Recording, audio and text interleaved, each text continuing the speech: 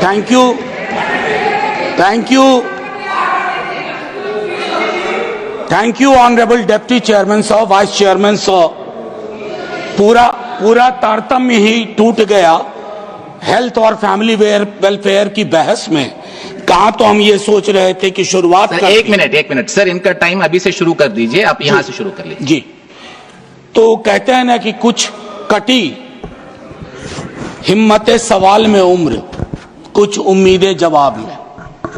तो मंत्री महोदय दो लोग थे यहां, तो अपनी बात वहां से रखना चाहता था। एक बहुत ही अनयूजुअल चीज से शुरू करूंगा अपनी बातचीत। माननीय उपसभापति महोदय, हाल के दिनों में एक किताब पढ़ी, बड़ी प्यारी किताब है।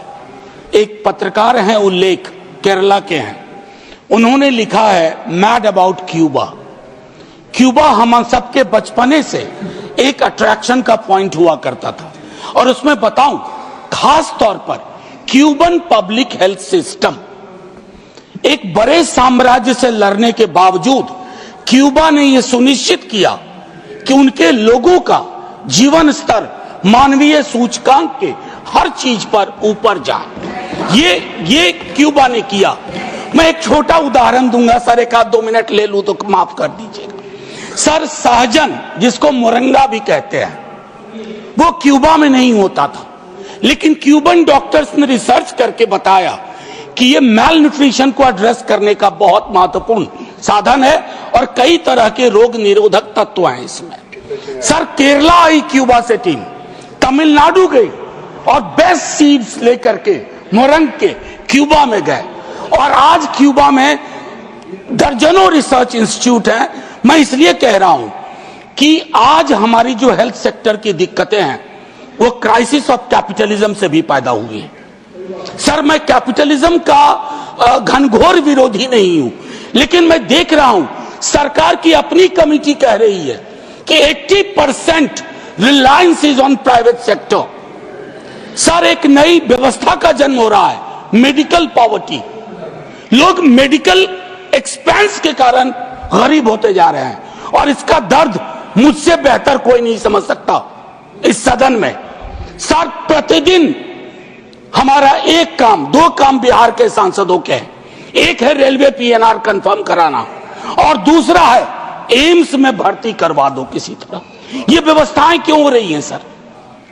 पब्लिक हेल्थ इंफ्रास्ट्रक्चर को माननीय स्वास्थ्य मंत्री जी आ गए, मैं हाथ जोड़ के कहूंगा सर, पब्लिक हेल्थ इंफ्रास्ट्रक्चर अगर हमारा टूट गया, इस देश का सपना टूटेगा।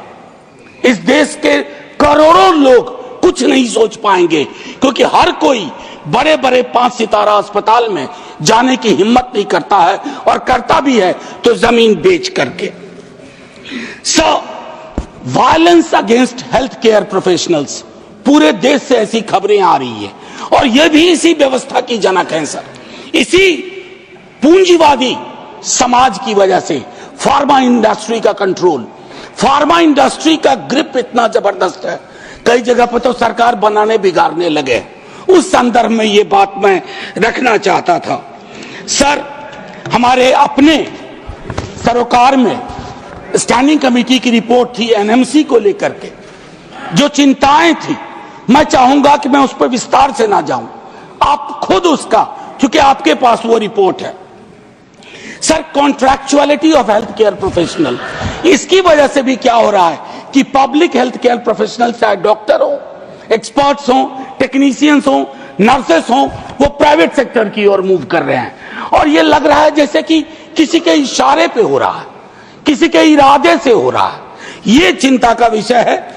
और एक तरह से जो मैंने पहले भी कहा कि गवर्नमेंट का एक डिस्कनेक्ट है प्रिवेंटिव पब्लिक हेल्थ से, और वो भी फार्मा इंडस्ट्री का देखिए उसमें ग्रिप।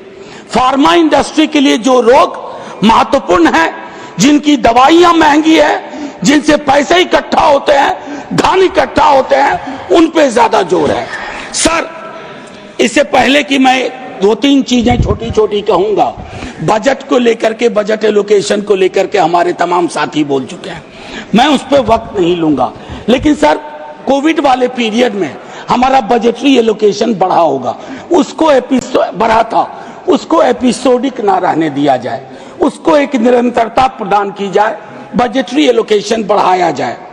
5% जीएसटी यूनिफॉर्म की बात हुई थी मेडिकल गुड्स एंड सर्विसेज पे, उस पर विचार करिए। सलाह दे रहा हूं सर, सलाह दे रहा हूं। आज एक सुबह संयोगवश 0 आवर में था और आप थे माननीय मंत्री महोदय। आशा वर्कर्स और बाकी स्कीम वर्कर्स जो इस देश की योजनाओं को ढोती हैं, पहुंचाती हैं गांव गली कूचे, उनका मानदेय मैं समझता हूं कि सर पीनट्स के बराबर भी नहीं है। हालांकि मैं मूंगफली की भी तौहीन नहीं करना चाहता, लेकिन मैं ये कहता हूं कि आपको उसको बढ़ाना होगा और रिटायरमेंट बेनिफिट तय करना होगा।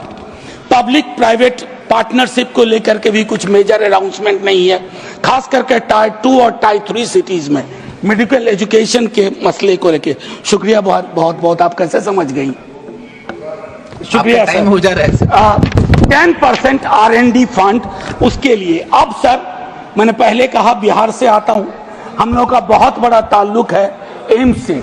सर इससे पहले कि भूल जाऊं, एम्स कई जगह बना है, नए एम्स बने हैं, पुरानी सरकार ने बनाया, आपने भी बनाया। लेकिन सर मैं माफी के साथ एक कहता हूं, दिल्ली के एम्स की एक संस्कृति है, culture of all India institute of medical science. Culture surgically implanted नहीं हो सकता, ये ऑर्गेनिक पैदा करना होगा। कहीं ना कहीं वो कमी रह रही है।